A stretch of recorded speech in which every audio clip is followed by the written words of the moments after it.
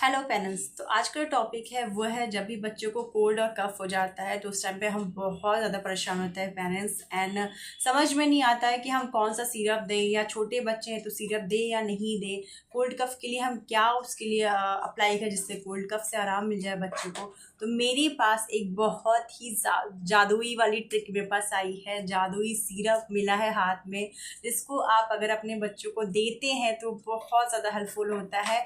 And ये syrup, ये जो इंग्रेडिएंट है इसका पता मुझे भी बहुत जल्दी लगा है एंड मैंने इसे अपने बच्चे पे अप्लाई किया है, वो बहुत ही ज़्यादा हेल्पफुल रहा है। एंड सीरियसली बताऊँ तो कोल्ड कफ बच्चों का 3 से 4 दिन तक बच्चों को रहता ही रहता है, इनफैक्ट 5 से 6 दिन तक भी जाता है। बट मेरे बच्चे को कोल्ड कफ से जो रिलीफ मिला ना, जो रिलीफ मिला है वो विद इन 2 डेज में मिला है। 1 डेज में ही मिल गया था बट 2 डेज मैं काउंट करके बताऊंगी, बिकॉज कुछ बच्चों पे शायद थोड़ा सा स्लो वर्क करे।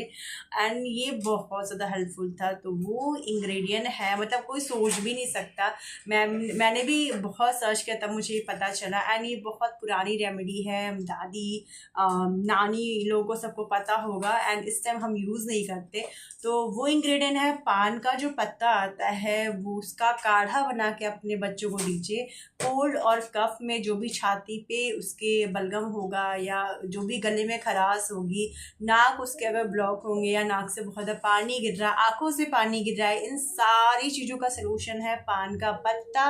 उसका आप काढ़ा बनाइए, काढ़ा बना के आप अपने बच्चों को दीजिए, वो बहुत ज़्यादा हेल्पफुल होने वाला है। एंड बच्चों में बहुत ही ज़्यादा आपको एक होता है प्रोग्रेस दिखेगा कि कोल्ड कफ से बहुत जल्दी आराम मिल गया है। एंड बच्चे मस्त एक्टिव हो जाते हैं, क्योंकि कोल्ड कफ में वो बिल्कुल भी एक्टिव नहीं रहते हैं, खाना पीना छोड़ देते हैं। एंड ये जब आप काढ़ा देंगे ना तो बच्चा रात में सोएगा भी प्रॉपर, खाना भी खाएगा, क्योंकि खांसी से उसको आराम मिल जाएगी, कफ उसका रिलीज हो जाएगा तो खाना भी प्रॉपर खाएगा, भूख भी लगेगी।